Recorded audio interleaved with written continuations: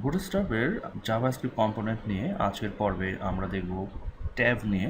Tab মূলত navigation সিস্টেমে কাজ করে। আমরা আমাদের বিভিন্ন ওয়েবসাইটে যে নেভিগেশন সিস্টেমটি দেখি সেই নেভিগেশন সিস্টেমের মতোই ট্যাব কাজ করবে, তবে ট্যাবের এক্সট্রা বেনিফিট হচ্ছে আপনি কোনো ধরনের পেজের রিফ্রেশ ছাড়া আপনি সরাসরি পেজের কন্টেন্টগুলোকে দেখতে পারবেন।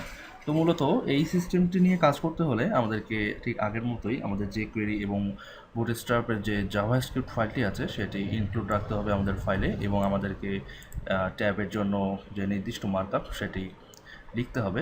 তো প্রথমত আমি একটু বলে নিই যে ট্যাবের দুটি অংশ, একটি হচ্ছে নেভিগেশন আর একটি হচ্ছে কন্টেন্ট সেকশন। নেভিগেশনের উপর ডিপেন্ড করেই আমাদের কন্টেন্ট সেকশনের ঠিক কন্টেন্টগুলো দেখাবে। আমরা যে নেভিগেশনের জন্য যে কন্টেন্টগুলোকে সেট করে রাখবো সেই কন্টেন্টগুলোই মূলত দেখাবে। তো চলুন প্রথমেই আমরা আমাদের ট্যাবের নেভিগেশন সিস্টেমটি বিল্ড করে ফেলি।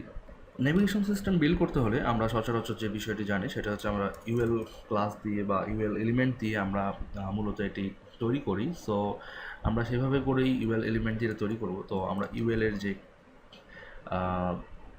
ইউএলের একটি ক্লাস দিতে হবে, সেই ক্লাসটি হচ্ছে ন্যাভ, এবং এর সঙ্গে আরও একটি ক্লাস দিতে হবে সেটি হচ্ছে nav-ট্যাব। তো এখানে মাথায় রাখতে হবে যে ন্যাভ হচ্ছে আমাদের ডিফল্ট যে ন্যাভিগেশন সিস্টেম সেটি, আর nav-ট্যাব হচ্ছে আমাদের এই ট্যাবের জন্য যে ন্যাভ সিস্টেমটি সেটি। তো আমরা এটি নিলাম। এরপর আমাদের যে বিষয়টি কাজ করবে সেটি হচ্ছে আমরা এখানে কতগুলো নেভিগেশন চাচ্ছি যার ওপর ডিপেন্ড করে আমাদের কন্টেন্ট শো করবে। তো আমরা এখানে আপাতত 4টি আমরা নেভিগেশন সিস্টেম নিব, এবং একই সাথে এগুলোর href থাকবে হচ্ছে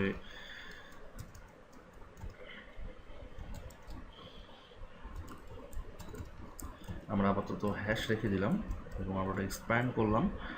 এক্সপ্যান্ড করার সাথে সাথে আমাদেরকে যে বিষয়টি নিয়ে কাজ করতে হবে সেটি হচ্ছে প্রথমত আমরা এটি নেব হচ্ছে হোম, এরপর আমরা দিব হচ্ছে অ্যাবাউট, এরপর দিব হচ্ছে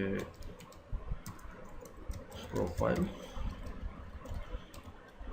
এরপর দিব হচ্ছে কন্ট্যাক্ট। তো এইভাবে 4টা আমরা ট্যাবের যে মেনু সেই মেনুগুলো ক্রিয়েট করে ফেললাম। এবার আমরা আমাদের যে href আছে সেই href-এ আমরা যে বিষয়টি দিব সেটি হচ্ছে যে আমরা এখানে হোমের জন্য আমাদের কন্টেন্টের যে href সেটি আমরা এইভাবে না, আমরা আপাতত যেভাবে ক্রিয়েট করলাম আমরা এই বিষয়টি আমরা একটু ব্রাউজারে গিয়ে দেখি যে আমাদের আউটপুটটি কী আসে এখানে। তো আমরা আমাদের আউটপুট দেখতে পাচ্ছি যে আমাদের নেভিগেশন সিস্টেমটি এমনটি হয়ে গেছে। সো হ্যাঁ, আমরা এটি চাচ্ছিলাম যে আমাদের নেভিগেশন সিস্টেমটি এমনটি হোক। তো এবারে আমরা যে কাজটি করব সেটি হচ্ছে যে আমরা আমাদের অ্যাকচুয়াল যে ট্যাবের কন্টেন্ট সেই ট্যাবের কন্টেন্টটি ক্রিয়েট করব। সো এখানে আমাদেরকে অবশ্যই ডিভ নিতে হবে, এবং ক্লাস থাকবে হচ্ছে ট্যাব কন্টেন্ট। এরপর আমাদের আরও চাইল্ড ডিভ থাকবে, সেই চাইল্ড ডিভগুলোর ক্লাস হবে হচ্ছে ট্যাব প্যান।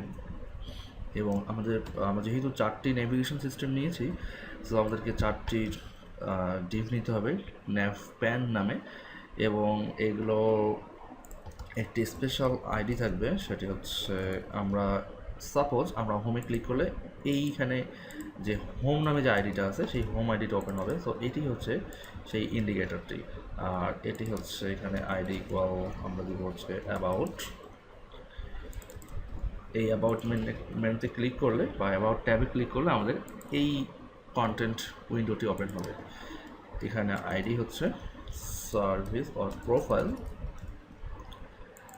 এখানে হচ্ছে প্রোফাইল, আর এখানে হচ্ছে আমাদের কন্ট্যাক্ট, আর ঠিক এটি আমরা এখানে নেব হচ্ছে আইডি।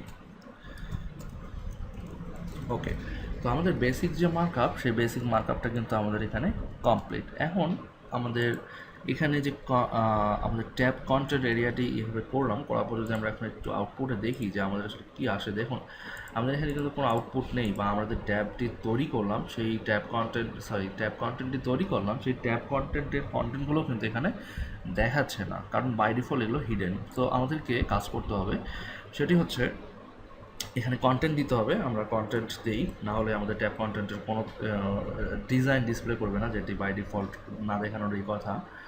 সো আমরা এখানে দিলাম যে ট্যাব কন্টেন্ট 1 এইভাবে দিলাম। এরপর যেটি দিব সেটি হচ্ছে ট্যাব কন্টেন্ট 2, এরপর ট্যাব কন্টেন্ট 3 এবং একই সাথে ট্যাব কন্টেন্ট 4। এবার যদি আমরা একটু ডিসপ্লে করি তাহলে দেখি যে আমাদের আমরা এখানে যদি ক্লিক করি তারপরেও কিন্তু আমাদের কন্টেন্ট দেখাচ্ছে না। দেখুন আমাদের কন্টেন্ট কিন্তু দেখাচ্ছে না। সো আমাদের এখানে যে কাজটি করতে হবে এবার সেটি হচ্ছে ট্যাব কন্টেন্ট যেহেতু আমরা ক্রিয়েট করে ফেলছি, তো আমাদের এখানে আরেকটি কাজ, সেটি হচ্ছে আমাদের এই যে এখানে এইচরেফে এসে আমাদেরকে এখানে বলতে হবে যে আমরা চাচ্ছি যে আমাদেরকে যেহেতু জাভাস্ক্রিপ্টের আমাদের ডাটা অ্যাট্রিবিউট ইউজ করে কাজ করতে হচ্ছিল, সো আমরা এখন ডাটা ডাটা টগল ইকুয়াল কিসেকে ডবল করবে, অবশ্যই ট্যাবকে ডবল করবে। সো এই প্রতিটি অ্যাট্রিবিউট আমরা এই প্রতিটি অ্যাঙ্কর লিঙ্কের ট্যাব অ্যাট্রিবিউট হিসেবে অ্যাড করব। এইভাবে অ্যাড করলাম। এবার আমরা যদি রিফ্রেশ করি তো এখানে দেখুন আমাদের কিন্তু 1 2 3 4 এভাবে করে দেখাচ্ছে, কিন্তু রিফ্রেশ করলে কিন্তু আবার চলে যাচ্ছে, থাকছে না। হ্যাঁ, তো এখানে যে বিষয়টি কাজ করতে হবে সেটি হচ্ছে আমাদেরকে যেখানে একটি নেভিগেশন সিস্টেম, নেভিগেশন এবং একটি কন্টেন্ট এরিয়া অ্যাক্টিভ করতে হবে। সো আমরা চাচ্ছি যে আমাদের এই নেভিগেশন সিস্টেমটি এখানে অ্যাক্টিভ হবে। সো আমরা এখানে ক্লাস দিব অ্যাক্টিভ, আর ঠিক একইভাবে আমরা আরেকটি ক্লাস এখানে অ্যাড করব, সেটি হচ্ছে অ্যাক্টিভ। এখন যদি আমরা রিফ্রেশ করি দেখুন এখানে 1 নম্বরটা কিন্তু অ্যাক্টিভ, 2 নম্বর 3 নম্বর আবার রিফ্রেশ করি আবার কিন্তু একে ব্যাক করছে। তো এইভাবে করে আপনি চাইলে যত খুশি কন্টেন্ট এখানে অ্যাড করতে পারেন, এটা আপনার প্রয়োজন। তো এখানে আরেকটি চেঞ্জ, সেটা হচ্ছে যে আমরা ট্যাবে ক্লিক করছি এবং আমাদের ট্যাবের কন্টেন্টগুলো এখান থেকে কিন্তু দেখাচ্ছে, কিন্তু আমরা যদি একটু চেষ্টা করি যে আমরা একটু নাইস অ্যানিমেশন ইফেক্ট হবে, এখানে অ্যানিমেশন হয়ে চেঞ্জ হবে, তাহলে ব্যাপারটি দেখতে কিন্তু খুব সুন্দর হয়। সো আমরা এখানে একটি ফেড ইফেক্ট দিব এবং প্রতিটি প্যানে আমরা অ্যাড করলাম।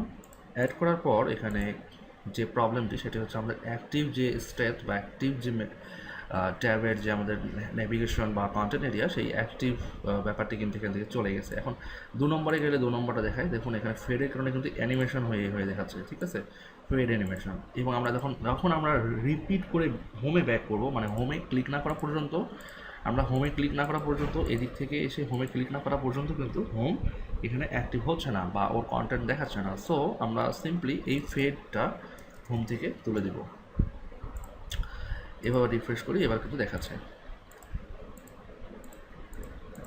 এভাবে করে কিন্তু আমাদের এই ট্যাব কাজ করে মূলত। সো আমরা যেটিকে ছোট করি, আমরা আমাদের কন্টেন্ট এরিয়া যতটুকুই হোক না কেন আমরা কিন্তু এভাবে করে দেখতে পারবো। সো এটি ডিপেন্ড করবে আমরা কীভাবে করে কাজ করবো তার উপরে।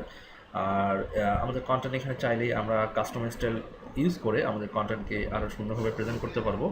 সো সেই বিষয়গুলো মূলত ডিপেন্ড করে ডিজাইনারের উপরে, যে ডিজাইনার এই বিষয়গুলো নিয়ে কাজ করবেন এবং তার প্রেজেন্টেশনের ব্যাপারটির উপর পুরোপুরি এগুলো ডিপেন্ড করবে।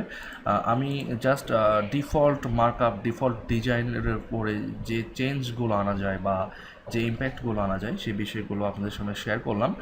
আপনারা এগুলো নিজ দায়িত্বে সিএসএসের ইমপ্লিমেন্টেশন ঘটিয়ে আপনারা এর স্টাইলগুলো বা এর ফাংশনালিটিগুলো চেঞ্জ করতে হলে আপনাকে অবশ্যই ডকুমেন্টেশন ঘাটতে হবে বুটস্ট্র্যাপের। আদারওয়াইজ ডিজাইনগুলো যদি চেঞ্জ করতে চান তাহলে আপনারা এখানে স্পেশাল আইডি বা এখানে স্পেশাল ক্লাস ইউজ করে আপনারা এই কাজটি এখান থেকে সম্পন্ন করতে পারবেন। তবে এখানে মোস্ট ইম্পর্ট্যান্ট ব্যাপার যেটি, সেটি হচ্ছে আমরা কিন্তু ট্যাবে কোনো ইনিশিয়ালাইজ করিনি। আমরা চাইলে ট্যাবকে এই ডাটা টগল ইউজ না করেও কিন্তু আমরা এখানে ইনিশিয়ালাইজ করতে পারতাম, বাট আমরা সেটি করলাম না। কিন্তু এখানে মোস্ট ইম্পর্ট্যান্ট পার্ট হচ্ছে সেটি হচ্ছে এখানে যদি আমরা ইনিশিয়ালাইজ করতাম তাহলে আপনাকে জানতে হতো যে কোন মেথড কল করে আপনাকে ইনিশিয়ালাইজ করতে হবে। যদি আপনি না জেনে থাকেন বা কীভাবে ইনিশিয়ালাইজ করতে হবে এটি না জেনে থাকেন তাহলে কিন্তু সমস্যা। সো আমরা এখানে যে ডাটা টগল অ্যাট্রিবিউট বা ডাটা অ্যাট্রিবিউট যেটি আছে সেটি ইউজ করে এটিকে আমরা অ্যাক্টিভ করে ফেললাম, কিন্তু ডাটা টগল ইকুয়াল ট্যাব এই এই অ্যাট্রিবিউটটি যদি ইউজ না করেন তাহলে কিন্তু এই ট্যাবটি কাজ করবে না। সো মাথায় রাখতে হবে যে ডাটার অ্যাট্রিবিউট ইউজ করে অথবা ইনিশিয়ালাইজ করে আপনাকে এই ট্যাবটি নিয়ে কাজ করতে হবে। সো এই বিষয়টি খেয়াল রাখবেন এবং এটির কাস্টমাইজেশন নিয়ে আপনি আরও বেশি নিজে করে প্র্যাকটিস করুন, তাহলে দেখবেন যে ট্যাবের ব্যাপারটি আপনার কাছে অনেক সহজ মনে হবে।